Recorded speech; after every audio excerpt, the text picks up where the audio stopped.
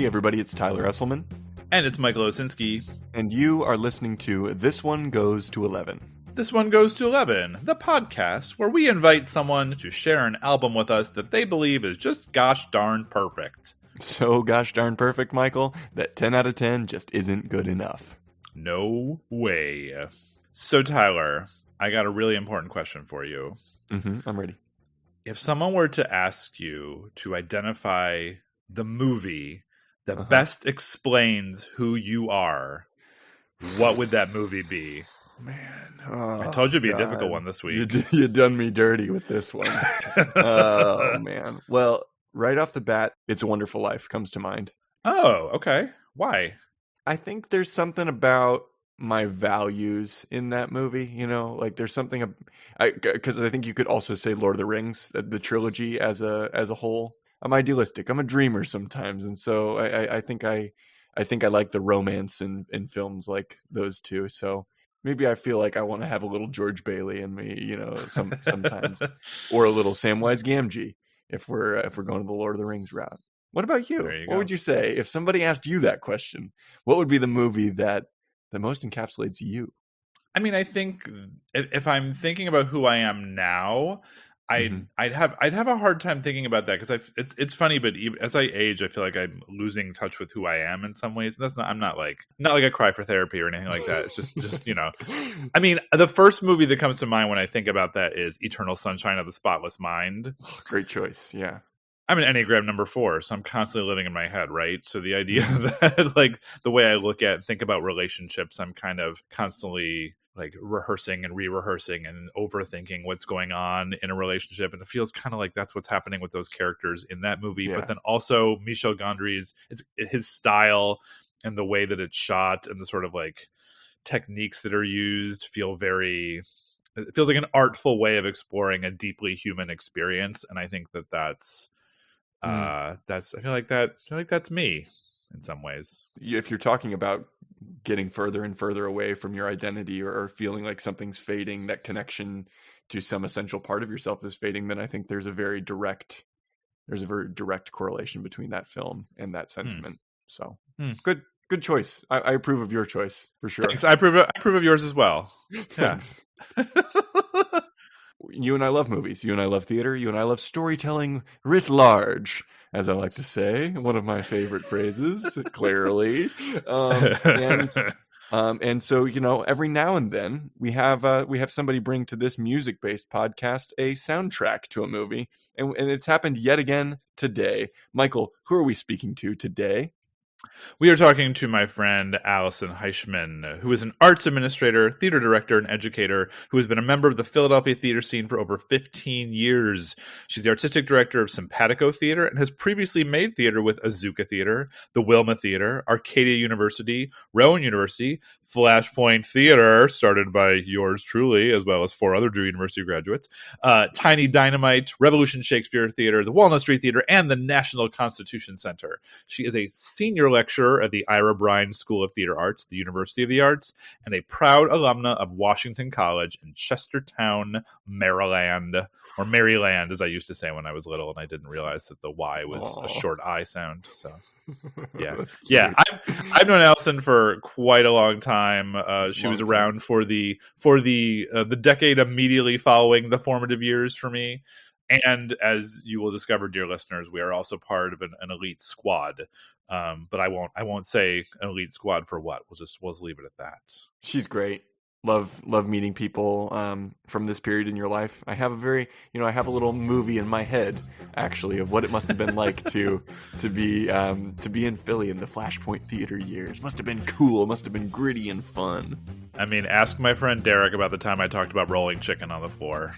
That'll be it's a story for later. He'll tell you. Okay, great. I look forward to that. Anyway, one. All right. This is a great talk. This is a great album. And what do you say? Let's just get to it, shall we?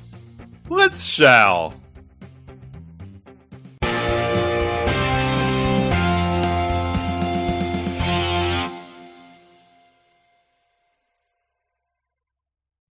Y'all, this is my first podcast. Is it? What? Oh. I'm Excellent. like 99.5% sure. I guess it's Wow. possible that I have. I mean, I've done we did a bunch of theater during the pandemic that was digital and things like that. But this is my first legit podcast. Wow. That's amazing. We're honored. I am. Yeah, I for sure am. My Rex Maaaaaanning day. It's your Rex Maaaaaanning day. Without further ado, Allison Heishman, welcome to This One Goes to 11. How are you doing today? I am doing fantastic. I'm really excited to be here. It's lovely to meet you. As we talked about before recording started, you're one of the Mike crowd. I'll clench a little bit when I hear him called Mike. I've been conditioned not to call him that for so many years now, so I'll just clench and then we'll move on. It's like sphincter engagement already. Yeah, it's like, that's not his name, sphincter. Unclench, Tyler. Unclench. Yes. Okay, fair enough. Well, yeah, I'm so glad to get to talk to you and see you. But, for those listeners who don't look at the episode titles before they start and press play on this, Allison, what album hath thou brought before the tribunal today? We are going to be discussing I'm going to go ahead and say epic soundtrack to the cult classic film Empire Records. Oh, say it. Say epic. Epic is right. Epic is, yeah. No matter which way you slice it, in any direction, whichever opinion you hold of this film, I think epic is the right word for the soundtrack. That's true. Epic contains multitudes. Mm-hmm, yes, it's very, very Whitman-esque. As I mentioned, I had never seen this film before this recording, or the process of preparing for this recording, so I have all sorts of virginal perspectives on it that I think hopefully you'll appreciate and hopefully add some richness to the stew. I was so excited when you said that because I think, certainly this is one of those movies, like anything you artistically ingest when you're 15 or 16 or, at any part of youth. And then you come back and you revisit it and you think, oof, what was I doing at that time? Now this movie for me, Empire Records for me, has stuck with me throughout. So it's something that I revisit pretty regularly. It has a lot of different meaning and different, points in time in my life that it has become more or less relevant. Oh yeah, I have questions. For all. I have so many questions. But for anybody out there, this is an interesting exercise for us too, because we're talking about a soundtrack, and so there's to some degree we're looking at the soundtrack on its own terms, if you can possibly do that. But the movie is inextricably tied to it, so this is it's an interesting angle at which to discuss the music that comprises this album. But before we get into all that, we have a little bit of a refresher for any of you people out there who, like me, maybe were unfamiliar with the film before clicking on this podcast episode, or you just want a little bit of an amuse-bouche. Michael, what's that segment called again? That segment is called Beginner's Guide to the Empire Records soundtrack in 60 seconds. I'll be taking up the task today, and I think this is a pretty good starting point for us, just to kind of set the scene, if you will. But Michael, do you have 60 seconds on the clock for me? I do, and just a reminder, Allison, you get to evaluate his case. Mm-hmm. So we're going to evaluate your case later, but now you get to whatever rubric you decide. You've graded people before. You know how to do this. I got 60 seconds, Tyler. Ready? 3, 2, 1. Go. Hey, it's Rex Maaaaaanning Day. In past time, we talked about Empire Records. Love or hate this infamous entry into the canon of music-centric 90s teen romps, much of the enduring love for the film can rightly be placed on the strength of its outrageously loaded soundtrack. Kicked off by none other than the freaking Gin Blossoms with Till I Hear It From You, the soundtrack proper features outstanding selections from the Cranberries, Toad the Wet Sprocket, Edwyn Collins, and Better Than Ezra, among others. And that's not to mention the dizzying array of other well-known hits of the time and deep cuts included in the film that didn't make it to the soundtrack. This was all lovingly curated by the film's director Alan Moyle, executive producer Mitchell Lieb, and consultant Karen Glauber from A&M Records. The result is a time capsule of 90s tunes that transcends the trappings of the story of an ill-fated record store and its tight-knit band of ne'er-do-well employees. It provided a grounding sense of place and time for a film that fell victim to the heavy hand of the capital M man's editing knife. Damn the man, by the way. The soundtrack peaked at number 63 on the Billboard 200 and played an integral part in making what started out as a box office slop I almost got there. Let me finish it. It played an integral part in making what started out as a box office flop mature over time into a beloved cult classic. And need I say more, mon amour? Oh yeah, I'm glad you. Okay, yeah, you needed to get that end. All right, Allison, how do you do? I'm going to give that a resounding "Damn the man, save the empire." Yes. I feel like we could also grade it with 11 orange M&Ms, especially for the inclusion of the, just the embarrassment of riches that is all of the music in this movie. I was looking that up, and I have, in addition to my love for the official movie soundtrack, have playlists that include, all of the music referenced in the movie at some point in time, or, part of the movie. And it's just, it's incredible. Normally, next thing we would do is we'd start asking you some questions, but we've covered some soundtracks in the past, and we think it might be helpful if we just spend a minute or two, like just making sure that in case our listeners haven't watched the movie, how would you, if you had to, sum up what happens in this movie in like a short amount of time as possible? What is the plot of Empire Records? That's a great question. So, it's really funny. I was unrelated to any of this soundtrack discussion and thinking, was having a conversation with a friend the other day, and we were talking about rom-coms from the 90s. And she goes, well, obviously Empire Records. And I was like, it was like record scratch moment. I was like, no, this is absolutely not a rom-com, which led into a discussion of what kind of movie is this? What is the movie? And I don't know that there's a specific genre that it fits into, but to me, what kept coming back to mind was The Day That Everything Changed. And I feel like that's a movie style, right? Like it's the day that changes everything. It's a little bit Island of Misfit Toys, the band of freaks and geeks that are sort of trying to figure out how they fit into the world. How do you live in a capitalist society when all you want to do is glue quarters to the floor? And I think, that for me is what spoke to me originally in the movie. Just the fact that there's so many different characters. It's such a brilliant, weird ensemble. You have some folks that walk in there and you're like, I know this person's supposed to be an employee at this store and I'm assuming they're getting paid, but why are they here? What are they doing? But it's just like creating the weird sort of collage of humans that make up this world, and it really is. It's about damning the man, saving the empire, making sure that you can keep this haven for weirdness and music and rock and roll and everything that goes along with it, before it sells out, before it gets digitized and streamed and, all these things that we didn't realize was coming down the pipeline in the future. I think it all kind of starts at Empire Records.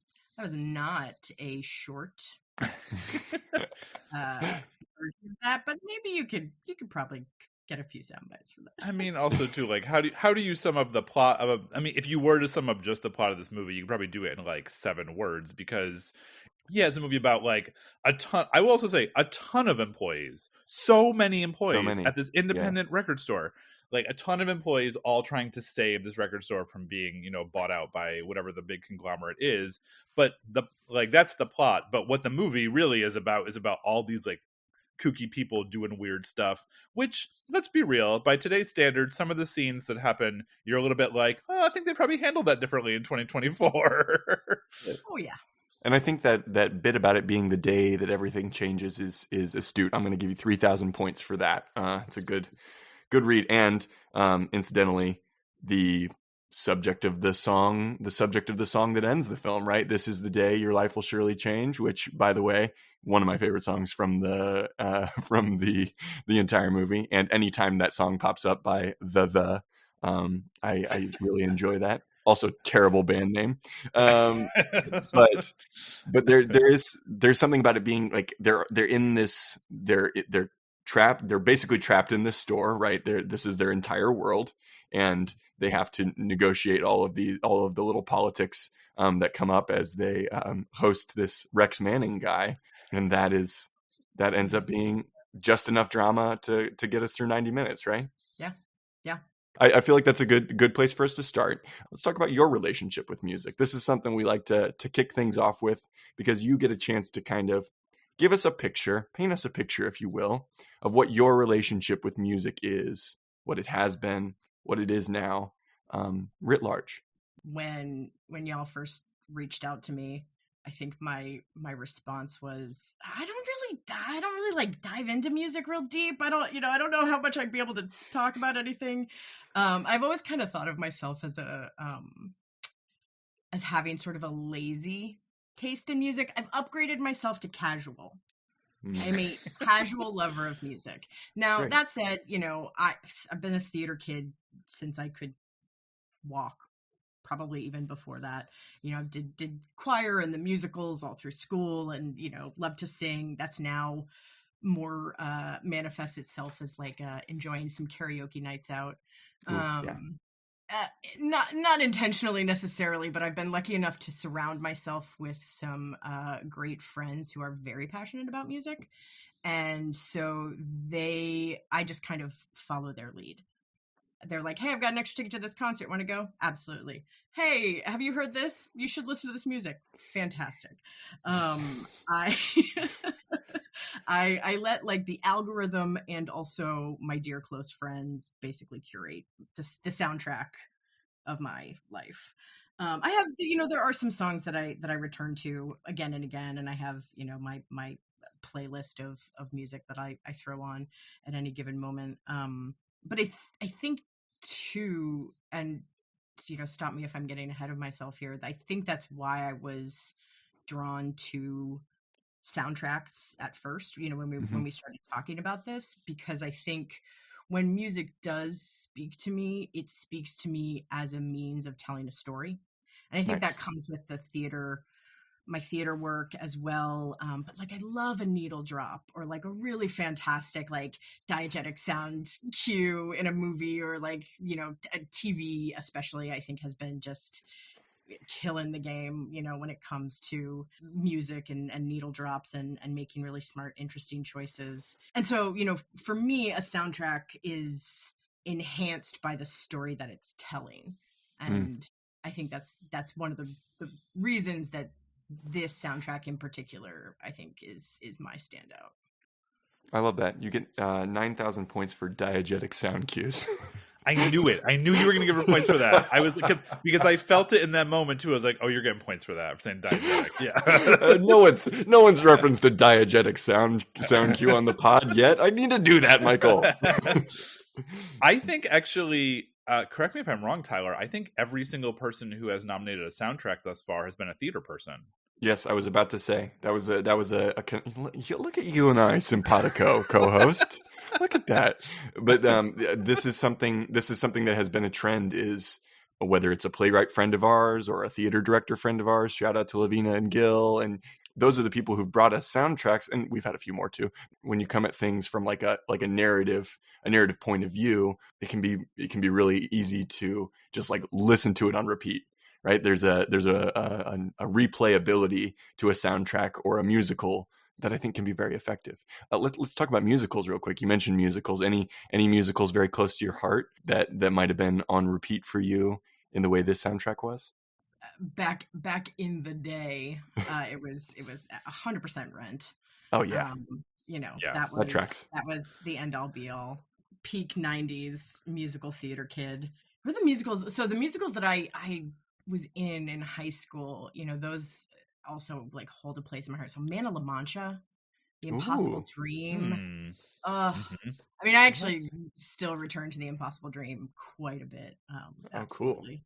What else did we do? Oh, Fiddler on the Roof. Yeah. Evergreen. We did West Side Story my freshman year of high school in Concord, New Hampshire. I'm sure it was very authentic. More about that production, but He's made some choices. Yeah. Listen, we gotta expose the children to the necessary stories in the American musical theater canon by hook or by crook, as they say. And everything in between. God. I mean, I think we should, since this album and this movie contain multitudes, I'm curious, how did you discover this? I guess both this movie, I guess you probably discovered the movie and the album simultaneously. Do you remember when you first experienced it? I don't. No. My brain, because I was like, of course, this is gonna be a part of this. I'm still very close friends with folks that I knew in junior high and high school. So when I was 14, 15, when I would have been around the time I would have been seeing this movie for the first time, I sent a bunch of texts and made some calls. Actually saw one of them the other day. I was like, do you remember when we saw this movie for the first time? So I don't have a first time. Don't have a how it all happened kind of story. But I think one of the things that really like cemented its a legacy in my life was in college. And we've talked at times, throughout our friendship, Michael. You can say Mike. You can say Mike. It's fine. About our college experiences and the sort of similarities between that. So I was talking to a friend and I think friend of the pod, or at least the mic of the pod, Tamanya, about our sort of shared relationship and love of this movie. And I think, so it was something that both of us had seen before, we came to college. So I was class of 03. So this movie came out like 95, 96, I think. So it had been out for a while, but we both sort of discovered we loved this movie. It was something that we just had on in the background all the time. Watching, quoting, I mean, the number of quotes from this movie, lines from this movie that I use in my daily like conversation is actually legitimately, I think, embarrassing. When I was rewatching it the other day, I was like, oh my gosh, I say so many of these things all the time.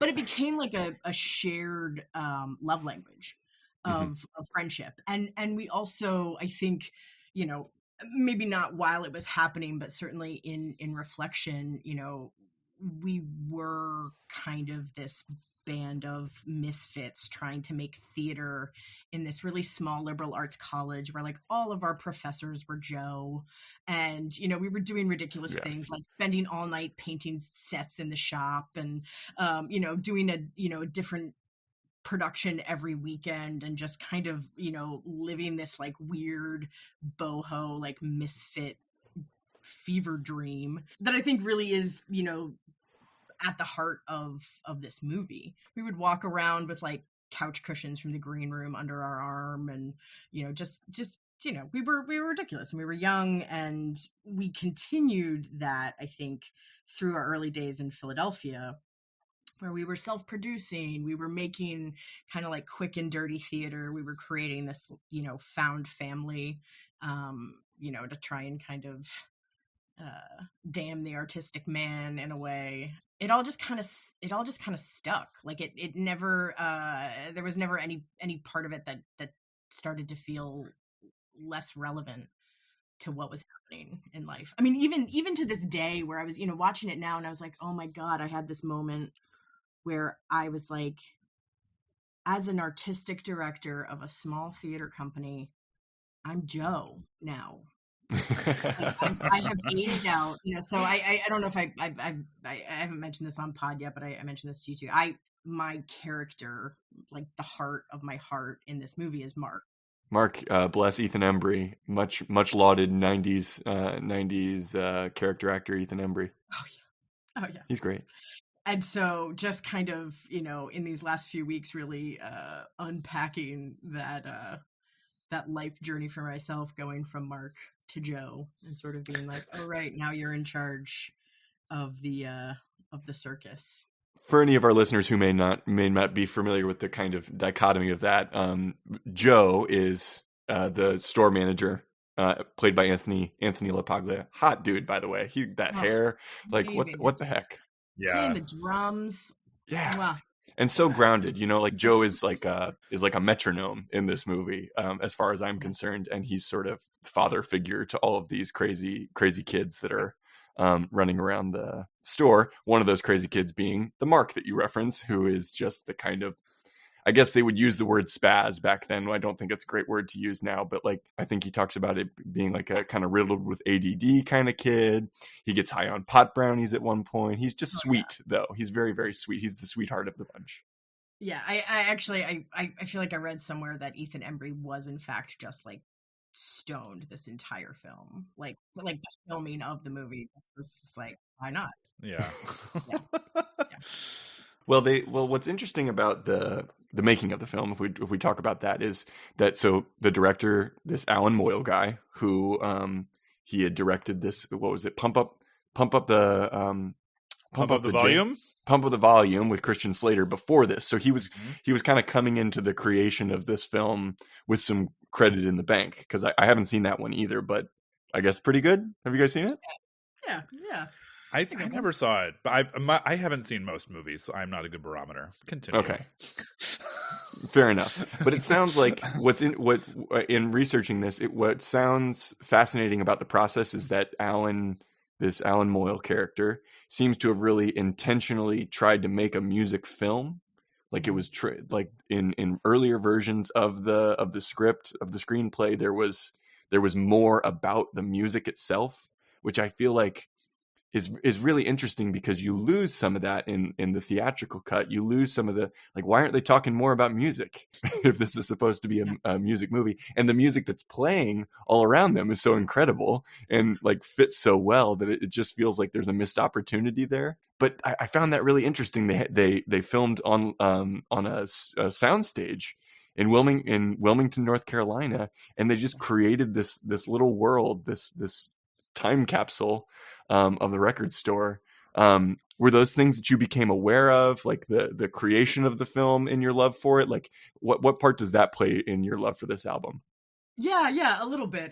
I mean, I don't think I've done too much of a deep dive, but certainly over the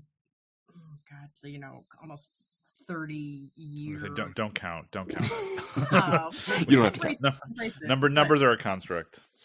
That's true. Time is a flat circle. Finding like the weird trivia, so initially, I think there were like 40 more minutes in the original cut, and it was like the movie took place over a couple of days.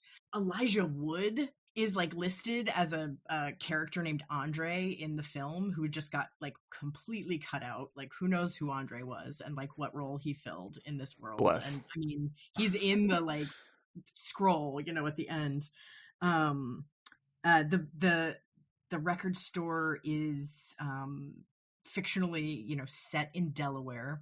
So I guess along the water of Delaware, which makes it, of course, very easy to get to Atlantic City. I wonder. I need to do some Google mapping to see how Lucas makes it from Delaware to Atlantic City in a night and back. Oh, I don't know. Maybe that's possible. I don't know. It's very possible. Yeah. Okay, great. Yeah. Oh yeah, it's probably about an hour. Okay. Yeah, all right, great. Hour and a half, depending on how 95's doing. Yeah. Well, it's got to be at least 1 a.m. For me, I mean, because in preparation for the episodes, Tyler and I exchanged a lot of messages back and forth. And so when he said he was gonna watch it, I said, "It's get ready." Like, it is. I called it pure '90s chaos, because it feels like when you were trying to identify a genre earlier, I frankly, I'm just like, it's a '90s movie. It is a '90s movie. There are so many things in this movie that we can't get away with today, and part of that is the extremely loose narrative, but also it's like, to me, the movie feels like a soundtrack, because it feels like it's all these little scenes that kind of connect together in some way, but the tone might drastically change depending on which character makes its way on the screen. Absolutely. I mean, and you guys were both saying earlier, there's so much music in the film. I mean, it's almost completely underscored with songs. and then get away with it because of course there's always going to be music playing in the record store, and so it kind of it fits into the world, and it, you know, I think it enhances moments. Sometimes it's distracting, but it, you know, you kind of ride the tone and the like highs and lows of this, you know, again, the magical day that everything changed in this record store, and you know, the music. Without the music, I don't think this movie has the impact on me, at least, and I would imagine on anybody that it has any impact on. That does, because that just, you know, that's everything in it. Hey, man, that's a good point in its favor for why it's a perfect soundtrack. So I'll give you a million points for this movie. This movie doesn't affect you without the soundtrack. So well done. Somebody understood the assignment. I think that's so true. I think that's what makes a great soundtrack. Is how, you know, how has it enhanced the movie? How is it, you know, because there's plenty of soundtracks that I think are, you know, maybe have better music on it, or, you know, are more popular, or, you know, more successful, or, you know, that you would maybe choose to listen to over this. But I think in terms of how this specific group of songs enhances this specific movie, I don't know that there are too many that come close to having the influence and impact on the movie that this one does. Hell yeah! While we're at it, let's listen to a little bit of this soundtrack. Tell us, Allison, which song have you chosen as your standout track? So my standout track is what I would consider the climax moment of this movie, and it is "Sugar High" by Coyote Shivers. Excellent. All right, if you're listening to us on Spotify or YouTube, you are going to hear the whole song coming up here in a second. If you're listening to us on Apple Podcasts, you're going to hear just a little snippet. But either way, we'll give it a listen, and we'll see you on the other side.